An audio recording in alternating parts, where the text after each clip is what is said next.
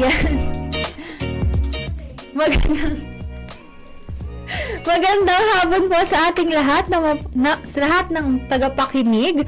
Thursday na naman at isang panibagong episode na naman mga Karadyo Agri. Ako po si Colleen at kayo ay muling nakatutok ngayon sa Coco Talk, usapang shared processing facilities. Ito ang programa kung saan ating tatalakayin at ang iba't ibang topics, impormasyon, balita at usapin patungkol sa Coconut Farmers and Industry Development Plan, integrated processing of coconut and downstream products, o shared facilities component ng Department of Agriculture Philippine Center for Post-Harvest Development and Mechanization. Dito lamang yan sa Radyo Agri 90.1 FM, kasaganan para sa bayan. Ayan, I would like to greet all our listeners on air and here sa FB Live. Ayan, mag-isa ko po muna for today's episode because Ate CJ has prior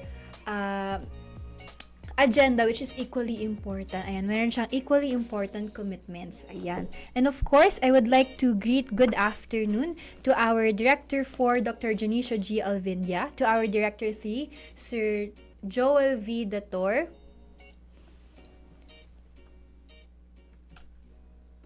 okay, may technical difficulty lang po kami. To Dr. Andres M. Tuatas Jr., the head of CTF FMOD, to our Division Chief for Applied Communication Division, Sir Elijah Z. Davalos, to all the Division Chiefs here in Philmec po, and of course, to our STIPS Section Chief, Sir Jet Molek Subaba, to our STIDS Section Chief, Ma'am Bess G. Magararu, and to the rest of the Applied Communication Division staff and the Philmec community. Ayan, good afternoon po and happy listening to Coco Talk. Ayan, syempre, special shout out sa ating tech for today, Ma'am Faydan, and of course, Ma'am Badet. Ayan, sending all the love. And of course, sa aking mga favorite, Ma'am Pesh, Ma'am Millet, si Zaira, and si Gian. Ayan, sila Ate Vina, Ate Vane, Ate Rose, and to the rest of the ACD staff. Ayan, good afternoon po. Bago ang recap sa naging kwentuhan namin ni Ate CJ last Tuesday, magbibigay muli ako ng updates mula sa activities dito sa Philmec at kung ano-ano pa ba ang mga activities na dapat nating abangan ngayong month of March. Sorry. Bukod nga po sa celebration ng 2025 National Women's Month na may temang babae sa lahat ng sektor, aangat ang bukas sa bagong Pilipinas, na nagsimula nitong Lunes ang mga activities. Ngayong March naman po ay Fire Prevention Month din at may tema nga itong sa pag-iwas sa sunog, hindi ka nag-iisa. Kaya naman nakikiisa po ang Radyo Agri 90.1 FM at ang programang ito sa pag-oobserba dito ngayon buwan. Muling paalala po para sa lahat ng ating viewers na maging handa, mapanuri at laging mag-ingat upang maiwasan ang sakuna. Sama-sama nating isulong ang ligtas at mapayapang komunidad. At bukod pa po dyan, papalapit na rin ang pagsisimula ng GAD Tindahan for a Cause. Prepare na ang bawat divisions dito po sa Philmec. Kaya naman po, abangan natin ang mga creative names at mga creative food and services at booths na i-offer natin sa GAD Tindahan. Ayan. Ito po ay magsisimula sa March 17 to 28, 2025 at ang goal po ng GAD Tindahan ay makapag-raise ng fund para sa mga magiging gift giving sa Home for the Girls at Home for the Aged sa Palayan City and San Jose City. Ayan. At inaabangan nga din po dito sa Philmec ang Sports Fest 2025. Ito po ay nagsimula na kahapon. Nagkaroon po tayo ng opening through a fun run. Ayan, at natapos na ang unang activity na to, which is the Mecha Run, na may mga stations na kailangan malagpasan ng ating mga participants bago sila makarating sa finish line. And sobrang nakakaaliw po mag-cover for this event. I was there and ayan, sobrang fun. Kaya naman po talagang mas naging challenging ang Mecha Run ngayong taon. Congratulations po syempre sa mga nanalo. At ang mga sumusunod naman na po na activities for Philmec Sports Fest, kailangan rin natin maging prepared. Ayan, dahil nga po ito ay Sports Fest, it's very physical, tayo maiinitan.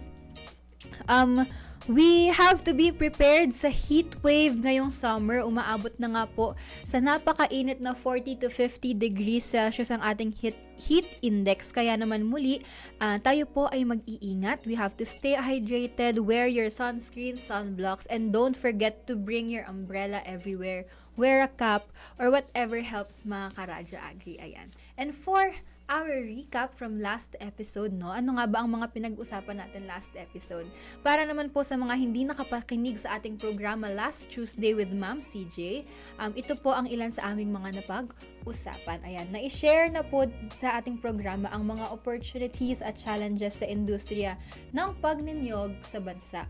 Ayon nga po sa PCA, ang Pilipinas ay isa sa mga pinakamalaking producer ng niyog sa mundo na may 14.7 million metric ton na produksyon noong 2020. Isa nga po ito sa mahalagang sektor ng agrikultura sa ating bansa na ayon sa datos ng DOST, PCARRD o Philippine Council for Agriculture, Aquatic and Natural Resources Research and Development, 69 out of 82 provinces in the country ay nagpo-produce po ng niyog. Ang industriyang ito ay may total production area na 3.62 million hectares at nakapagbibigay rin po ng trabaho sa tinatayang 2.5 million farmers. Ayan. At ang mga major producers nga po ng coconut sa bansa ay ang Calabarzon, Zamboanga Peninsula, Davao at Northern Mindanao. Ayan. At naging third leading coconut producer ang Pilipinas noong 2020. India naman po ang pangalawa at Indonesia naman po ang nangunguna. Ayan, ito ay dahil sa mga sunod-sunod na malakas na bagyo noong taong yun.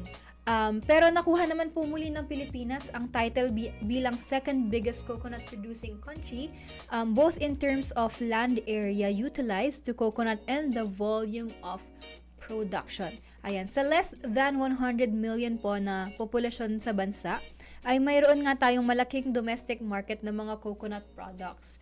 Ang mga products produced po from coconut for our household use ay malaking tulong upang mapagaan ang negative na impact ng tumataas na food prices dahil sa COVID-19 pandemic, climate change at conflicts or war between countries. Ayan. Kaya naman po, kung ang presyo ng niyog sa global market ay biglang bumaba, ang mga magsasaka ng niyog sa Pilipinas ay hindi masyadong makakaramdam ng epekto nito dahil sa malakas na domestic market. Sa ganitong paraan po, ang mga magsasaka at consumer ng niyog ay mapoprotektahan mula sa pagbabago ng presyo ng niyog sa global market.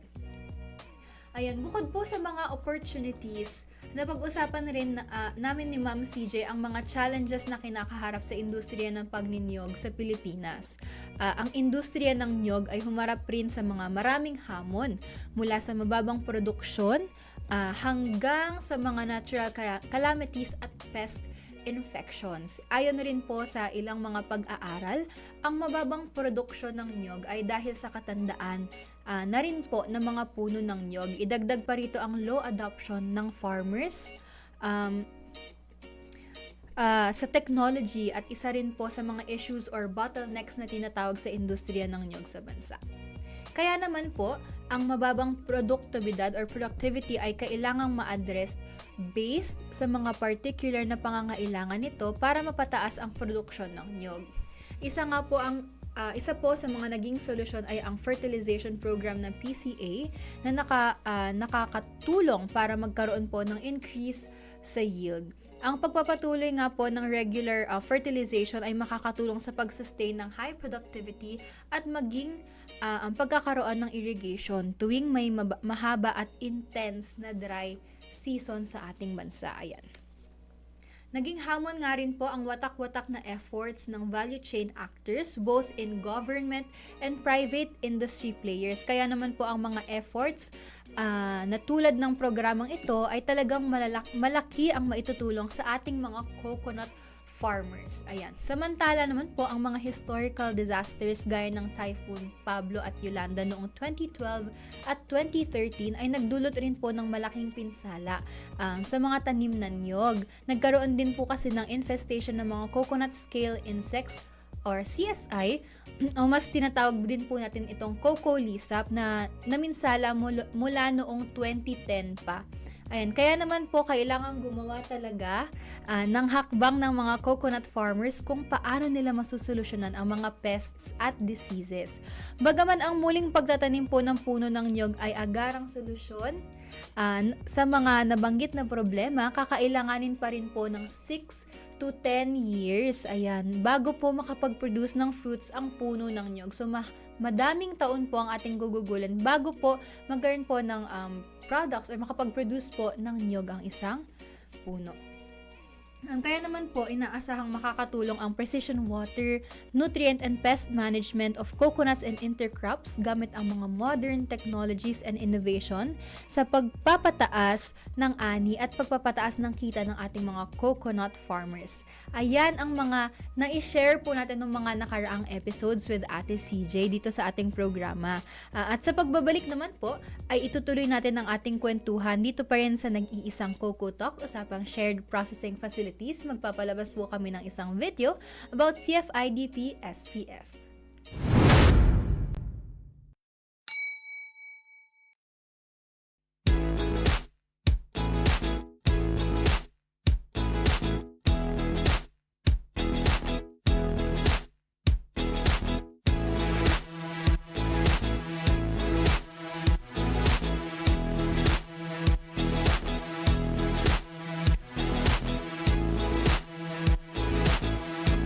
Isa sa mga pangunahing programa na ipapatupad sa ilalim ng Coconut Farmers and Industry Development Plan ay ang pagtatayo ng mga pasilidad na tatawaging Shared Processing Facilities para sa pinagsama-samang pagproseso ng mga produkto mula sa niyog. Gaya ng ipinag-uutos ng batas, 10% ng taunang alokasyon mula sa Coconut Trust Fund ay ilalaan sa pagtatayo at pagmamahagi ng mga nasabing pasilidad. Hangarin ng programang ito na pataasin ang halaga ng niyog sa lokal at international na pamilihan. Ang Philippine Center for Post-Harvest Development and Mechanization o PhilMec, kasama ang buong pamunuan ng BCA, ang siyang mangunguna sa pagpapatupad ng mga aktibidad ng programang ito.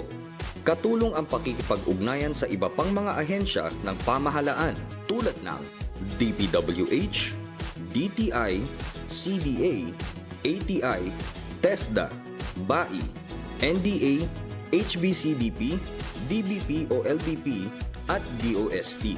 Ang mga ahensyang ito ang maghahanda ng mga kani-kanilang work and financial plan sa bawat taon ng implementasyon ng programa.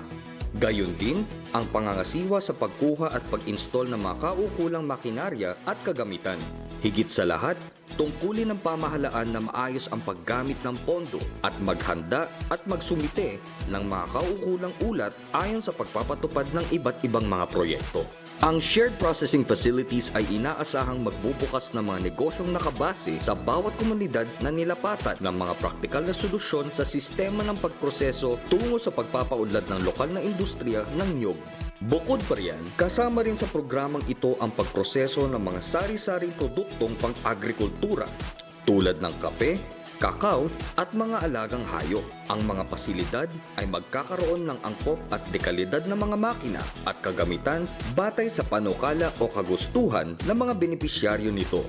Ang nasabing facility ay binubuo ng gusali, kagamitan at makinarya sa pagproseso, mga pasilidad sa imbakan, sasakyang panghakot at pangtransportasyon, kagamitan sa pag-aani ng niyog, mga pangunahing instrumento sa pagsubok at iba pang pantulong na kagamitan para sa pagproseso. Ilan sa mga halimbawa ng itatatag ng mga processing facilities ay mga sumusunod: Integrated White Copra Centrals, Copra Buying Stations, Integrated Coconut Processing Centers, Coco Sap-based Processing Facilities, Coco Coir Processing, Coconut Shell Charcoal Granulating Plant, Coco Food Center, Integrated Processing Facilities for Buko, Cacao and Coffee Processing Centers, Dairy Milk and Livestock-based Processing Centers at Farm Service Crews. Sa pangkalahatan, layunin ng programa ang makapag-ambag sa pagtaas ng kita ng mga magsasaka sa pamamagitan ng pagproseso at pagdaragdag ng halaga sa kanilang produkto.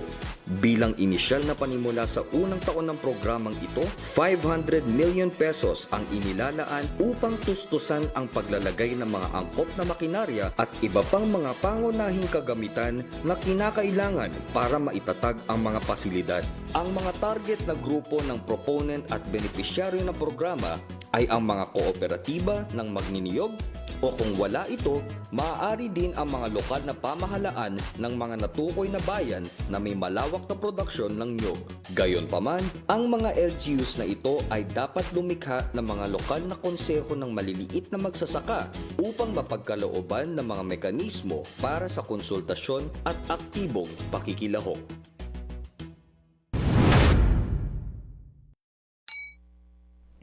Ayan, at magandang hapon pong muli sa ating mga tagapakinig. Kayo po ay nakatutok pa rin ngayon sa Coco Talk, usapang shared processing facilities. Dito lamang yan sa Radyo Agri 90.1 FM.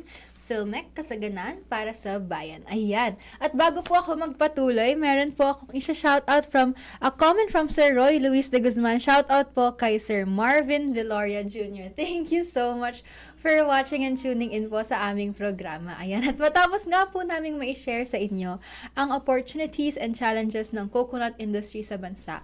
Ngayon ay unti-unti naman po nating alamin ang mahalagang impormasyon na kailangan nating malaman patungkol sa Coconut Farmers and Industry Development Plan o CFIDP. Ayan.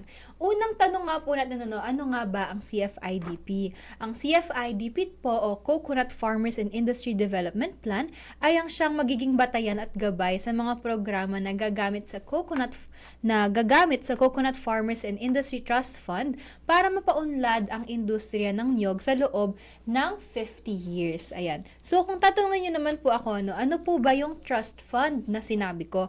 Ang Republic Act 11524 o kilala bilang Coconut Farmers and Industry Trust Fund Act ay nilagdaan ng dating President Rodrigo Duterte noong February 26, 2021. Ito po ay idineklara bilang patakaran na pagsasama-samahin ng mga benepisyong dulot ng mga magsasaka sa niyog. Particular na ang mga mahihirap at marginalized upang magkaroon po sila ng mas mataas na kita, maibsan ang kahirapan at makamit ang social equality. Ayan, kung tatanungin nyo naman po, kasi nababanggit ko parati ang CFIDP-SPF, ano nga po ba ang CFIDP-SPF component ng Filmek? Ayan. Isa po sa mandated programs na included sa Coconut Farmers and Industry Development Plan o CFIDP ay ang Integrated Processing of Coconut and Downstream Products or Shared Facilities for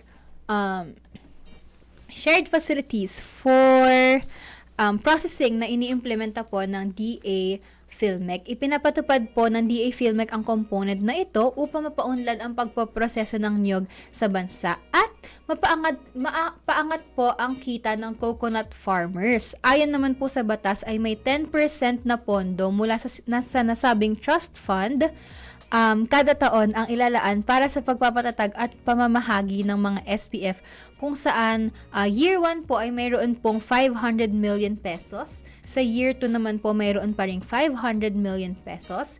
Year 3 nag-increase po ng 100 million pesos. We have 600 million pesos. Sa year 4 naman po ay 700 million pesos. At sa year 5 naman po ay may tinatayang 1 billion pesos. Ayan. So, kung tatanungin naman po natin, ano nga ba yung mga layunin ng SPF? Ang pangunahing layunin po ng SPF ay mapataas ang kita ng mga maniniyog sa pamamagitan po ng pagpaproseso at pagdadagdag halaga sa kanilang mga produkto. Maliban pa po rito, ay layunin din maitatag bilang community-based o integrated coconut processing enterprises ang mga SPF. Maganda ang value chain ng pagniyog upang mapabuti ang kalidad ng mga produkto ng niyog. At malinaw po ang kakayanan ng mga coconut farmers upang maisulong at maitaguyod ang pagpoproseso ng niyog bilang negosyo o kabuhayan dahil nga po staple rin po ang niyog sa ating bansa. Ayan, ano-ano nga po ba ang mga bahagi ng SPF o kung ano po ba yung mga kabilang sa mga ipapamahagi under po ng SPF? Una po ay ang mga gusali o planta, katulong po ang Department of public works and highways sa pagpapatayo ng mga ito. Susunod naman po ay ang mga processing equipment at makinarya na tulad ng harvester, dryer, storage, pasteurizer at sealer. At pangatlo naman po ay ang transportation para po sa mga hauling gaya ng tractor o truck dahil nga po sa pagtatransport ng ating mga produkto. So ano-ano naman po, no, dahil nga po nabanggit ko pagka-transport ng produkto, ano-ano nga po ba ang mga produkto na sakop ng SPF? Una po dyan ay ang copra crude nut oil or refined and deodorized coconut oil. Ito po yung puting bahagi, yung dried white flesh ng niyog, kung saan kinukuha po yung oil. Napag-usapan rin po natin to sa ating mga past episodes. Nagkaroon po tayo ng mas in-depth na pag-uusap kung ano nga po ba ang copra crude nut oil at ang refined and deodorized coconut oil. Ayan. Susunod naman po ay ang desiccated coconut. Ito naman po yung ginagamit sa mga pagkain tulad ng donuts, cakes, at macaroons. At susunod naman po ay ang virgin coconut oil.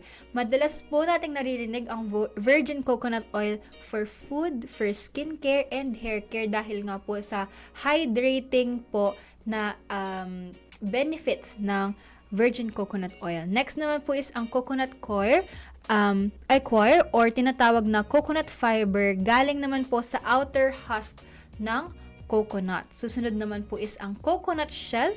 Ito po yung ginagawang bunot and also for the decoration and handicraft. Madalas po natin itong mga nakikita sa mga produkto na medyo pang display o mapapakinabangan. Ayan. Susunod naman po ay ang coconut sap or ang tuba or toddy na nagiging natural sweetener from boiling ng pure at fresh coconut sap hanggang maging sticky po ito. Ayan, si coconut sap. At ang susunod naman po ay ang young coconut which produces what we drink as buko juice. Isa rin po ito sa mga staples nating mga Pilipino na madalas nating nakikita sa gilid ng daan or kung saan man tayo kakain, lagi pong present. Ayan, ang tinatawag nating buko juice. At dahil nga po nabanggit na natin ang layunin, ano nga po ba ang mga bahagi ng SPF, mga produkto ng SPF. Ngayon naman po, sino-sino po ba ang mga magiging benepisyaryo ng SPF? As mandated ng RA 11524 o Coconut Farmers and Industry Trust Fund Act, ang priority ng mga benepisyaryo ng SPF program ng PhilMec ay ang mga active coconut farmers, cooperatives o mga kooperatiba ng mga magnanyog. According naman po sa Philippine Coconut Authority, ang Coconut Farmer Cooperative ay isang kooperatiba na duly registered sa Cooperative Development Authority o CDA. At mayroon pong membership na binubuo ng 51% of coconut farmers. Maliban po sa Coconut Farmers Cooperative, maaari ring maging benepisyaryo ng Shared Processing Facility ang Local Government Unit o LGU na mayroong local na produksyon ng nyog o may maliliit na grupo ng mga magnanyog sa kanilang bayan o syudad. Kaya naman katulong po ang PCA at ibang implementing agencies sa pag-implement ng Coconut Farmers and Industry Development Plan. Ang PhilMec ay mayroon pong isinasagawa na pre-implementation activities bago po ang pagpapamigay ng SPF katulad po ng profiling of beneficiaries kung saan ina-identify po ang mga beneficiaries na nagko-comply sa minimum requirements para makatanggap ng SPF at pag-conduct ng needs assessment para malaman kung anong types ng shared processing facilities ang kailangan at karapat-dapat para sa mga benepisyaryo. Ayan. At ano nga po ba ang mga kinakailangan o requirements para maging benepisyaryo ng SPF mula naman po sa PhilMec? Kailangan po kayo ay may registration certificate mula po sa Cooperative Development Authority o CDA at mayroon po kayong 2 years na audited financial statement. Pagkatapos po nito ay kailangan po na may project proposal na nakasumite sa Regional CFIDP at inendorso ng head ng Philippine Coconut Authority. May feasibility study at business plan at kailangan din po ay kayo ay may katibayan na may nakalaang lupa o lote para po sa SPF.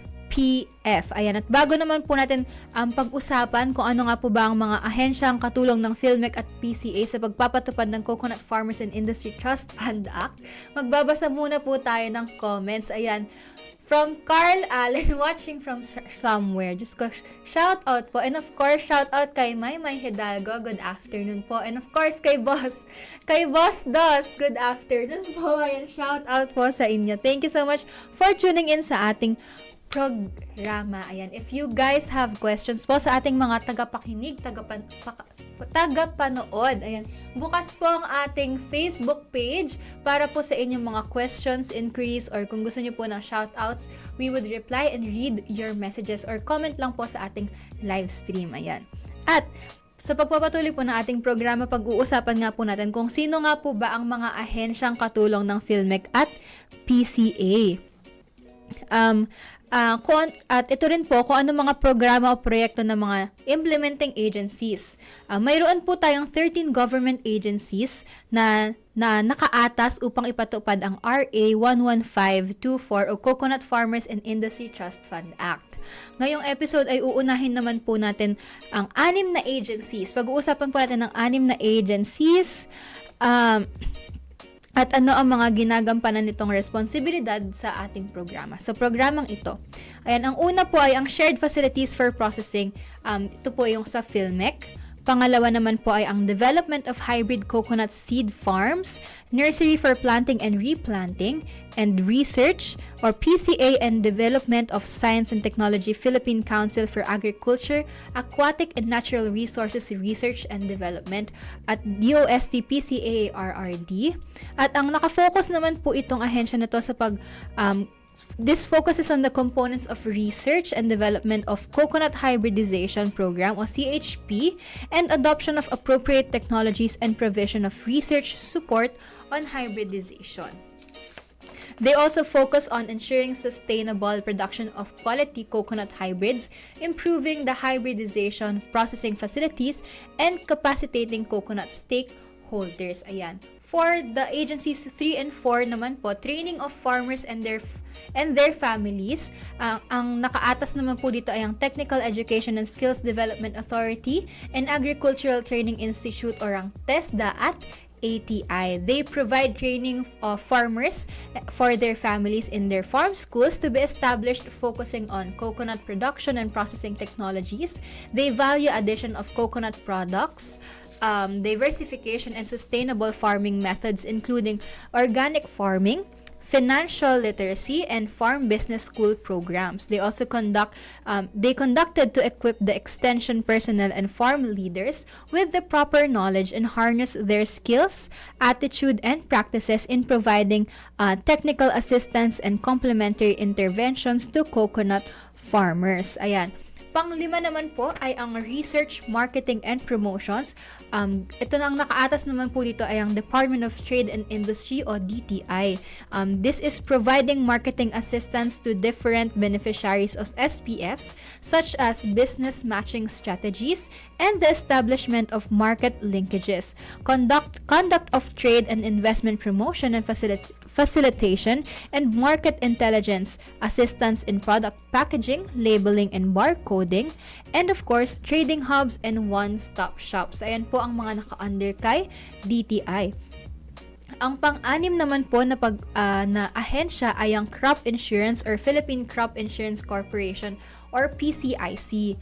Here naman po, they provide insurance protection to the country's agricultural producers, particularly farmers, against loss of their crops and or non-crop agricultural assets on account of natural calamities such as bagyo, baha, tagtuyot, lindol, at ang mga pagputok ng bulkan, plant pests and diseases, and or other perils. CTITF Crop Insurance Program aims to protect the coconut farmers from financial losses, reverse the risk-averse nature of coconut farmers, and encourage them to invest more in new technologies that would help increase coconut productivity. At ayan po muna ang ating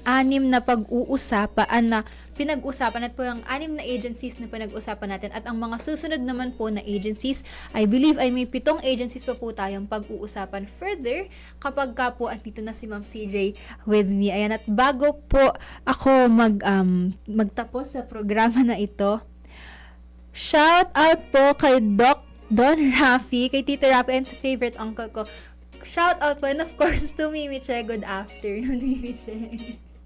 Sobrang supportive nyo naman, guys. Thank you po for tuning in sa Coco Talk. Ayan, at ayan po muna ang 6 na government agencies na makakasama at tulong-tulong na nagtataguyod sa programang ito. Kaya naman sa susunod na episode ay isi-share pa po namin ni Ma'am CJ. Hopefully, I'm with her na po. Ay isi-share pa namin ang mga 7 pang mga ahensyang kabilang dito. Kung kayo po ay consistent na tagapanood ng ating episodes mula nung nakaraang linggo, mapapansin po ninyong discussions pa lamang po tayo, no? Ini-introduce pa lamang po namin kayo sa mga basics na dapat po ninyong malaman tungkol sa CFIDP, SPF. At we give you the assurance po na naghahanda kami para sa mga darating pa pong episodes dahil mag-i-invite po tayo ng mga resource persons na i-interviewin natin mula sa mga divisions na nag-i-implement ng CFIDP. Kaya naman po, please tune in at abangan niyo po ang aming live stream at on-air episode sa mga susunod pa pong linggo. Ayan, muli maraming salamat po for tuning in and listening sa Coco Talk, usapang shared processing facilities.